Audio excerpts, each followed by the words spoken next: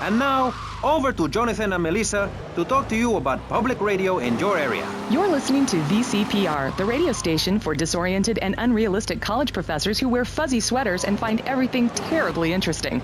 I'm Michelle Montañez. And I'm Jonathan Freeloader. Public radio is very important. You may have heard my recent hour-long story about my hike in the park. That was fascinating and very important for everyone, even the blind. Play a selection, Jonathan. I think this is the part where I came to the big tree. I almost felt like I was there. You won't get this kind of nauseating detail on commercial radio. VCPR is 100% commercial free. Absolutely nothing interrupts your enjoyment of our fine programming and ability to tackle the important things like Jonathan's walk in the park. But we need you. Think of yourself as a member of this station, except you aren't allowed in the doors. That's an important metaphor for life. Yes, how wonderful would it be to own an hour of this radio station? We just got an enormous pledge from Farewell Ranch. That's great. Farewell Ranch is a great place to take your loved one. Just dial 866-9-BURY-ME. Remember, VCPR is commercial and interest-free. Donate your money now. Let's get back to pressing issues. Thank you, guys. So, we're back on Pressing Issues. Just one of many fine shows you'll hear if you have the patience to listen to public radio. Although thanks to the many awards we have won, Pressing Issues has extended playtime and is the #1 rated show in the Vice City area. I'm your very entertaining host, Maurice Chavez, a man climbing the broadcasting ladder at a rate of 6 knots. 6 years ago, I was a clown, and now I'm a success. Think about it. Imagine where I could be in 10 years. I could achieve anything. Anyway, morality. What is it? Why do we need it? Our ancestors, shortly after discovering fire, built tools to beat each other over the head and discover how to make meat to celebrate with afterwards. Then Columbus came over, shut down the Pilgrim discos. Why? All very confusing if you ask me. And you did. And I asked myself, that is a perfect subject for a region-wide discussion show, which is very lucky because I happen to host one. To discuss the subject of morality, we have firebrand preacher Pastor Richards, the head of the Pastor Richards Salvation Statue Organization, a group which plans to raise enough money to build a statue of Pastor Richards himself. We also have John Brown, leader of Moms Against Popular Culture, or MAPC. Or is it MAPS? MAPK? I don't know. We're deep in acronym hell right now, or is it purgatory? And finally, we have Barry Stark, author of the book As Nature Intended. He's the editor of Vice City's Naturist News and is working feverishly, it says here, to bring more nude recreation to Vice City. To protect the dignity of our other panelists, we place Mr. Barry Stark behind a divider. I'm naked back here. It's my right as a person. Yes. Let's start with the obvious, yes? Is it moral to be naked? Yes. You can't stop me. Well, I'm a mother, so I have to deal with this issue every day. My adorable kids have learned that it's wrong to be naked. When it's bath time, they know to put on a bathing costume. That's also the reason there are no mirrors in my house. Nudity leads to bad, naughty things. Maurice, if I may interrupt, I haven't worn clothes since 1982. Clothes are seriously unnatural. Didn't you guys learn anything from the 60s? I had a revelation when I was on holiday in Germany. I'd always felt very constricted. Then it hit me like a slippery fish. Clothes are plain wrong. When you're born, you're not wearing any clothes. When you die, you're not wearing any clothes. I'm going to have to interrupt you there. What if you die at work?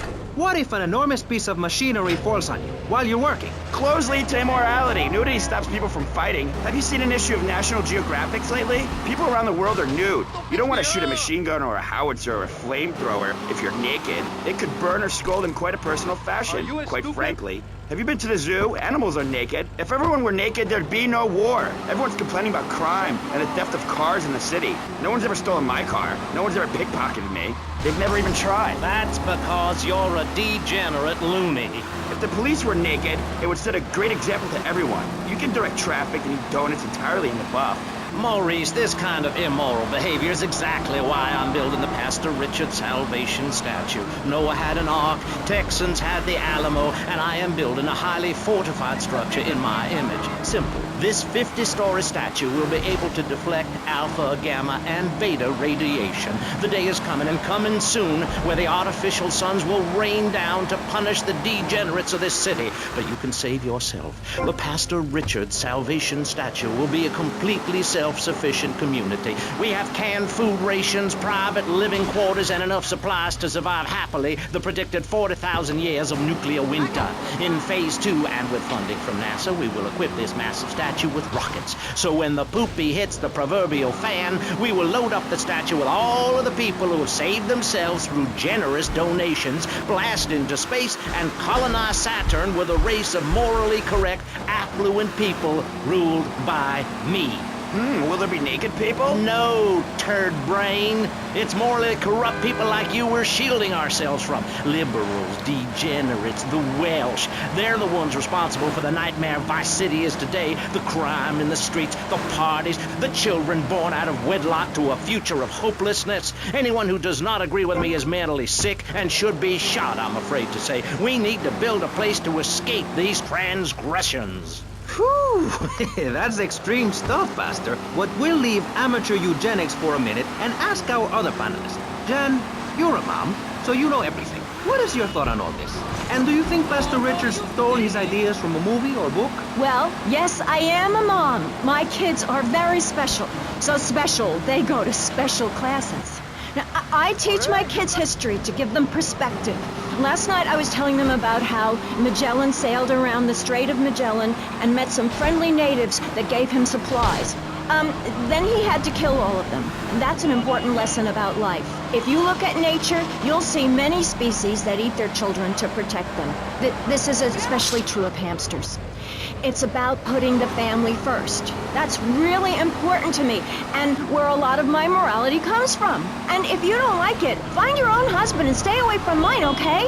Okay, but, and excuse me if I sound a little confused here, but I don't think I understand. Now, my morality comes from looking at history and biology and working out what's best for my kids and screw anyone else. That's what this country's all about.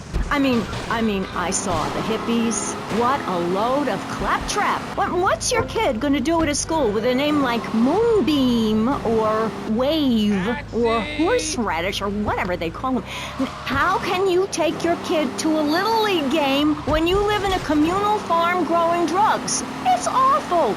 And that's what my life is about, looking down on others. Yes, I think I can see that now. Moving on. Pastor Richards, in your book, you talk about putting yourself first and how people should not make sacrifices or help those in need. Do you want to elaborate? Oh, that's right. People need to learn how to take care of themselves and not depend on others. If you read chapter 45 of my book, I talk about how being selfish is a virtue. The best thing you can do for someone that needs help is to tell them to help themselves. That builds moral character. Morality, Maurice. There's not much left in this city. Every time a culture has taken on the doctrine of helping your fellow man, we get thrown into the dark ages. Look at Russia. They keep trying to help each other out, extend a hand to a neighbor, and guess what? Every 10 years, someone's invading, burning down their homes, and taking their toilet paper. Napoleon, Stalin, Attila the Hun, all of them. After you read my book, you will understand. I may have been born in the sea, but I'm no dummy. Are we going to talk about being naked? Yeah, soon, Barry. Keep your hair on and calm down, please, my friend. Divorce rates are up. Standardized test scores are down. Vampire sightings at the mall. Can the family be saved? Or, to put it another way, if we're meant to be monogamous, why weren't we born already married? Jan, over to you. Well, since I'm a happily married mother, I know the family unit is the basis of all society. Now, even when my husband is working late or away on an extended business trip to Hawaii with his secretary, I understand just how important the family unit is in life. He's working hard so I can get another station wagon with even more wood on it. Go on. Tell me more about your family. Well, I like to compare it to nature. After all, it is one planet, even if we do just want to maim and kill each other, especially me. Now, look at sharks and sandworms. Oh, and one of my hobbies, besides making babies and criticizing people, is biology. You learn so much from nature. People these days, they don't grow their own food. They can barely get out of their recliners and make it to the supermarket. I tell you, there is nothing super about that place. Kids these days don't know how to preserve and can their own food. No wonder all they want to do is play video games or hang out with their friends. What is it, the Degeneratron? What a crock of shit. Hey, watch your language. This is radio. We have regulations about that sort of thing. But you let a naked man on. He's behind the screen. You can't see him. It's not that exciting. Imagine a flabby guy with a ponytail and a nasty rash. You'll get the picture. Imagine one. I married one. Anyway, what was I saying? You were discussing the Degenatron, which I understand is a games machine. Then you swore. I'm sorry, it makes me so mad. I mean, what I heard my son, Patrick III, I heard him using slang words in the house the other day. Rad and cool and stick it. I mean, I beat him to within an inch of his life, and he will never make that mistake again. Americans should be spoken properly. What? No, don't interrupt me. I've got children, you know. Please. This is really important. It's about the family. Look. Nobody knows how to cook anymore. Nobody knows how to kill anymore. Nobody knows how to kill dinner. My daddy was a very wise man before that tractor pull accident. My daddy taught me how to slaughter a pig. That's very useful information. Oh, sure, I was a little nervous at first, but he put me in a room with a fork and a fat sow and told me he'd be back in an hour for some fat back and hog gels. As a mother, I'm proud to say I throttled the life out of that little piggy. I did it for my family, and I'll do it again. Feeding the family is my job as a mother. Daddy earns money and goes away with his secretary, and Mommy provides dinner and keeps a brave face on things, even though her heart is breaking. Where are my pills? Barry, you look like you've got something to say. I agree. Statistics show that families that spend time together naked are the best kinds of families. You see, social class distinctions disappear when everyone is naked. I can't tell if you're rich or poor, black or white. It doesn't matter because we're all naked. Designer clothes? Try designer nudism. My body was made by the best designer around, Mother Nature. That's why we're lobbying to build a naked casino in Vice City so old people can gamble naked and poor people can lose hope in the buff. It is written, chapter 23, verse 5 of my book, "He that gambles his money away is a fool, but he who believes in me will go to spend eternity in space with other affluent, well-to-do people." It's that simple. Do what I say and you won't have to think for yourself. Oh, but I think it is, Pastor. We look around. Nudie clubs, discos, drinking. Do people want to be moral? Can you legislate morality? Can we tell people how to live their lives? Absolutely. Yes, of course I can. Just look at Prohibition or the Cultural Revolution in China. We can learn a lot from history. Chairman Mao or Stalin, they purged their lands of degenerates and intellectuals, the scum of the earth in my book. And look at the great societies they built. People want to be told how to act.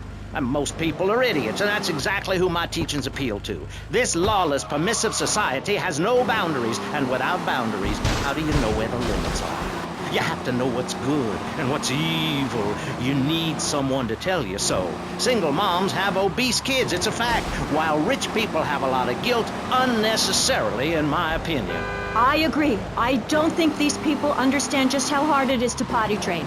You have to give a treat when Precious makes a poopy. My kids are big boned, and they eat prunes every day. But that's what's wrong with this country. All of this emphasis on being thin and healthy. When my children are hungry, I hand them a spear and send them out to the park to catch their own food. They're learning how to be self-sufficient. Yesterday, my youngest, Jono, killed the postman, but at least he was trying. So I gave him a cuddle. I told him to hit Daddy next time he comes home late, smelling of cheap perfume. Okay. It's time to take a break before we hear about any more criminal acts against government employees. You're listening to Pressing Issues. Morality is the subject at hand. Let's explain exactly how free radio without commercial breaks works. We'll be right back. You're listening to VCPR. Finally, a radio station for teachers and librarians. You've been enjoying Pressing Issues, but as is normal, you can't listen to an hour's worth of programming on this station.